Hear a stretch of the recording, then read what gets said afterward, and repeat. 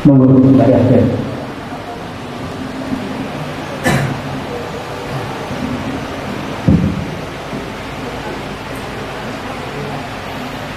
Bismillahirrahmanirrahim. Assalamualaikum warahmatullahi wabarakatuh. Waalaikumsalam. Mohon doanya Ustaz Abdul Somad. Nama saya Ardi Gunawan dari BSD. Bercita-cita ingin sekali mendirikan pondok Darul Tahsin Menghafal Quran. Malam ini saya ingin bertanya dua pertanyaan. Yang pertama, ketika seorang laki-laki memberikan hartanya kepada ibunya, misalkan menafkahi, itu maksudnya sedekah atau kewajiban?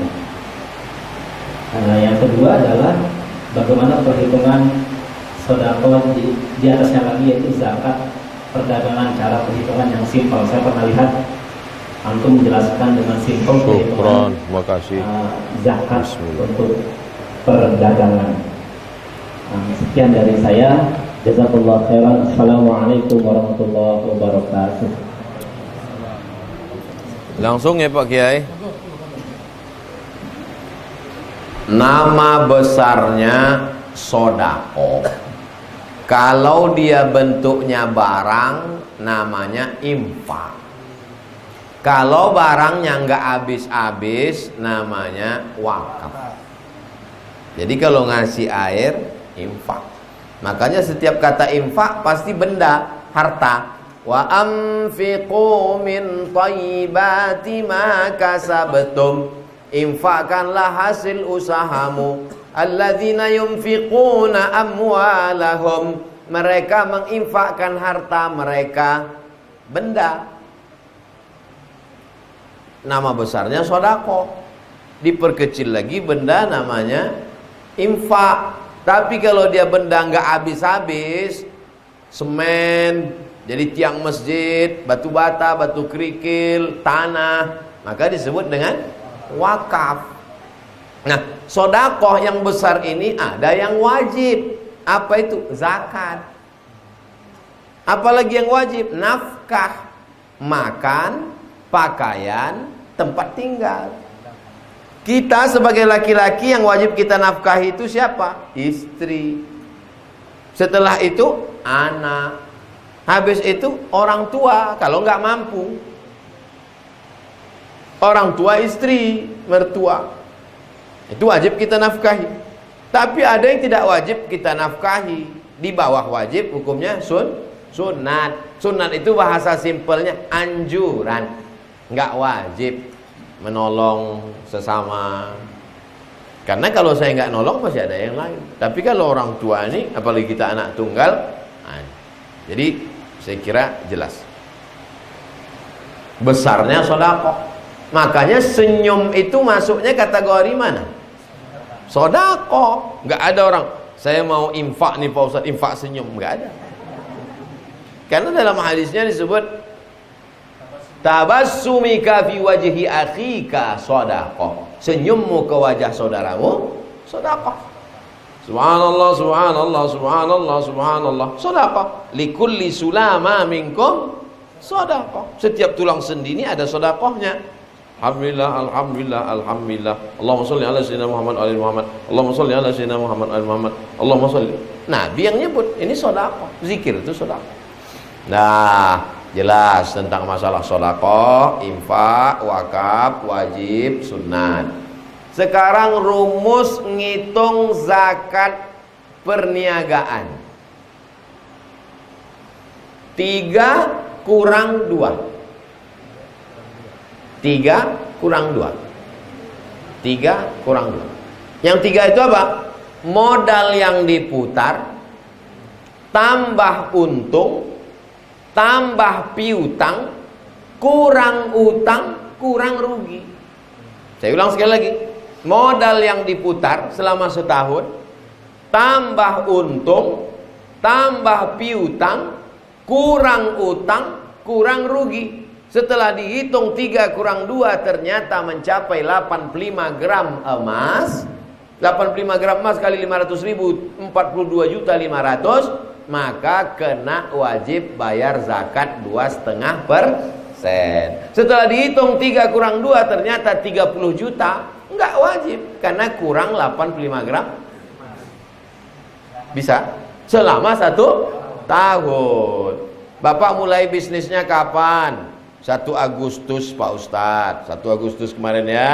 Iya, ngitungnya pakai bulan Agustus September? Enggak, pakai Zulqa'dah Zulhijjah, bulan Qamariyah. Maka nanti ngitungnya bulan Zulhijjah tahun 2021. Makanya catatannya mesti tertib. Berapa modal yang diputar, berapa keuntungan bulan ini, berapa piutang, kurang hutang, kurang rugi. Tapi yang dimaksud utang di sini utang yang terkait bisnis.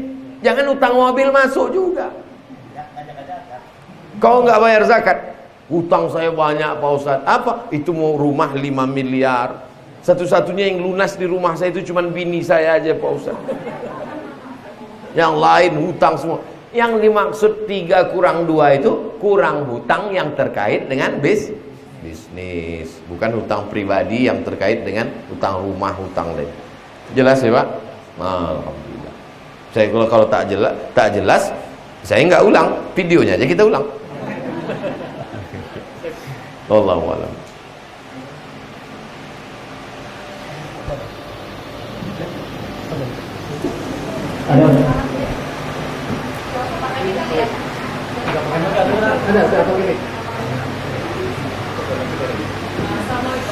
Jelas. Saya Sisil dari Bintaro. Ustaz mau nanya, kalau kita perempuan yang tidak bekerja mau sedekah pakai harta dari suami itu izin atau enggak? Itu yang pertama. Yang kedua, saya kebetulan punya anak juga. Yang pertama, yang kedua itu udah diakikah tapi tidak dipotong, sudah dicukur tapi tidak dihitung peraknya. Itu gimana untuk sekarang saya pengen bayar yang sebelumnya, apakah bisa? Baik. Ya, 2 pertanyaan. Perempuan yang tidak bekerja, tidak punya penghasilan, tak ada harta warisan bapaknya, dia menggantungkan hidupnya sebagai ibu rumah tangga. Lalu kemudian kalau dia mau bersedekah dari uang suaminya, apakah dia mesti izin suami? Iya. Mas, saya mau sedekah anak yatim. Jangan. Berarti ibu nggak usah sedekah. Sedekah tidak hanya dengan uang, bisa sedekah dengan menolong. Likulli sulama minkum shadaqah. Ada acara pengajian, masak nasi segala macam, ikut pengajian dengan tenaga. Jadi tidak selamanya sedekah itu dengan materi. Itulah keadilan Islam. Al-hajjul mabrur laisa lahu jazaa'il jannah. Siapa yang haji mabrur, haji surga. Loh, kami yang enggak punya uang ini gimana mau haji? Man shalla subha fi jama'atin, salat subuh berjamaah. Summa qa'ada yadhkurullah, duduk di masjid. Hatta tatlu asyam, sampai terbit matahari. Summa yusalli rak'ataini, salat sunat 2 rakaat. Kana lahu ka'ajri hajatin wa umrah. Dapat haji dapat pahala seperti haji dan umrah. Man bana masjidan banallahu mithlahu baitan fil jannah. Siapa yang bangun masjid dapat 1 rumah di surga. Loh, kami yang enggak punya uang ini gimana bangun rumah di surga? Ada jalan lain. Man shalla isnatai asyarata raka'ah. Siapa yang sholat 12 rakaat, bunyalahu bihinna baitun fil jannah, dibangunkan Allah. Sayang Pak Ustadz ingin masuk surga lewat pintu sedekah, tapi saya enggak punya uang. Man ala salasa banatin, besarkan 3 anak perempuan. Fa addabahunna, didik dengan baik. Wa zawwajahunna, nikah anak dengan baik. Wa ahsana ilaihinna, buat baik sampai mati. Walahul jannah. Jadi ibu mendidik anak-anak, merawat keluarga, itu juga bernilai sedekah. Jadi jangan batasi satu kebaikan. Pertanyaan yang kedua, sudah dipotong kambing hari ke-7, sudah dicukur rambutnya, sudah dikasih nama, rambut anak belum ditimbang seberat perak untuk sedekah, maka hukum itu bukan rukun, bukan syarat, bukan wajib, hukumnya sunnah. Yang mau melakukan, alhamdulillah. Yang sudah berlalu, nggak bisa ditimbang lagi. Rambut yang sekarang terlalu berat, dah berlalu.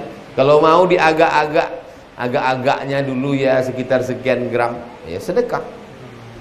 Wallahu a'lam.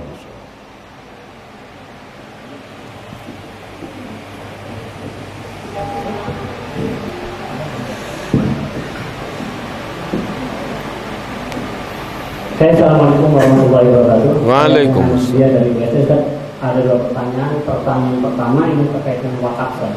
Orang tua saya dulu waktu saya masih zaman SMP mewakafkan sebuah tanah untuk masjid, ya kan? Mungkin karena orang tua nggak tahu, tanah itu sampai sekarang karena jaraknya terlalu jauh dari masjid, sampai sekarang tidak produktif, kan? Malah jadi hilang dan lain-lain.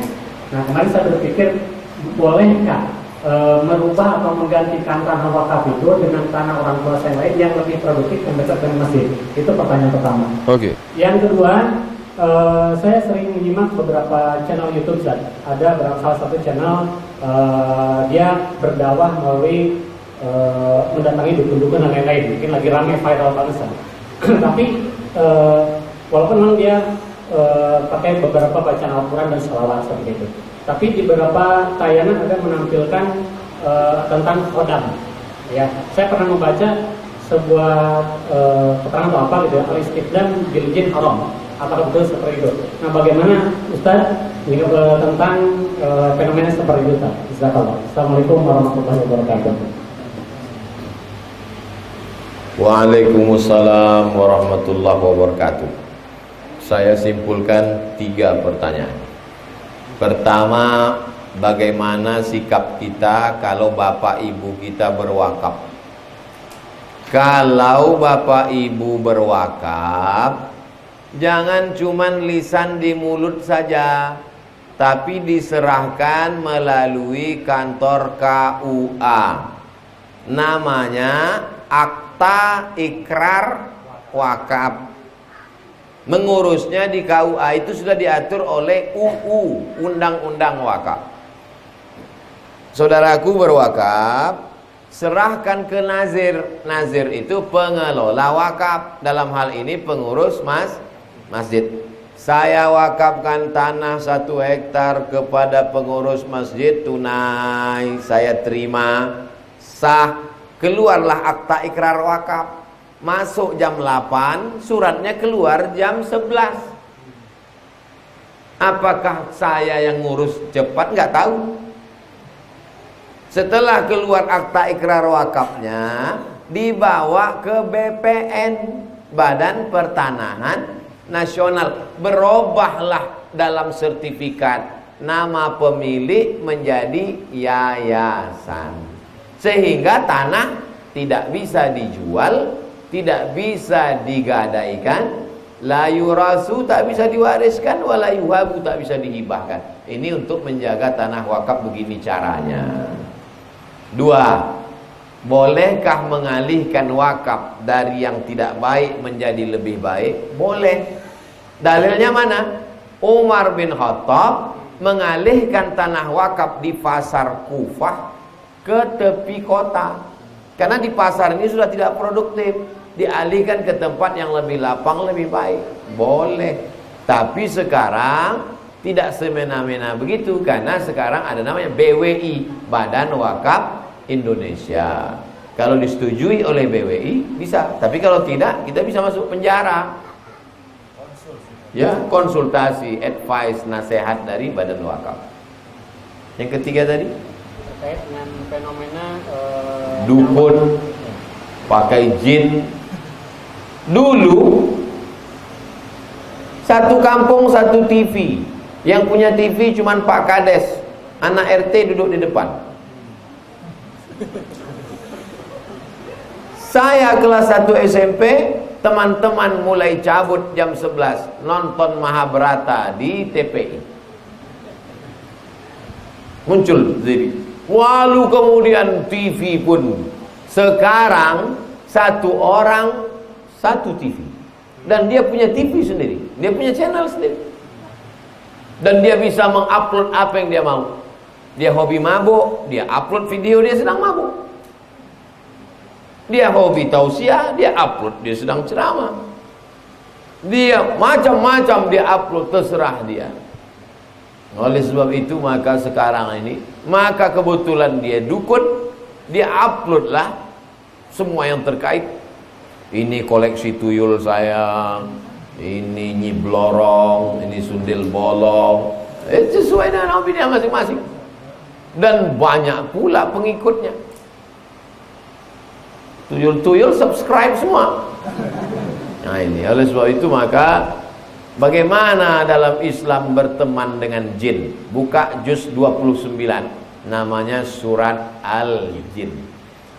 Fariqum minal insi, ada sekelompok manusia, ya'udzuna birijalim minal jinni, minta perlindungan kepada jin, fazaduhum rahaqa, maka mereka semakin durhaka, semakin jauh dari Allah. Andai saya sholat nanti malam pas zikir la ilaha illallah, tiba-tiba datang jin, hai Abdul Somad, kamu siapa? Saya GM. Siapa itu? Jin milenial. What do you want?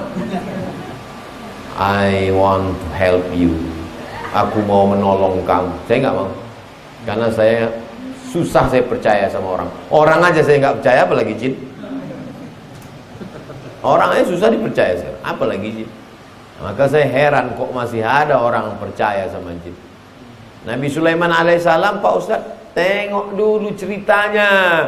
Nabi Sulaiman mau memindahkan kursi Balqis dari Yaman ke Palestina. Lalu Nabi Sulaiman mengumpulkan semua masyarakatnya. Dia adakanlah kontes. Ya ayyuhal mala'u, hai pasukan bala tentaraku, ayyukum yatini bi arsyiha qabla an yatuni muslimin. Siapa yang bisa membawa kursi Balqis dari Yaman ke Palestina? Wa qala ifritum minal jin, berkatalah jin ifrit, ana atika bihi, aku sanggup membawa kursi Balqis dari Yaman ke Palestina, qabla an taquma min maqamik, sebelum kau tegak dari tempat dudukmu. Cik, sampai.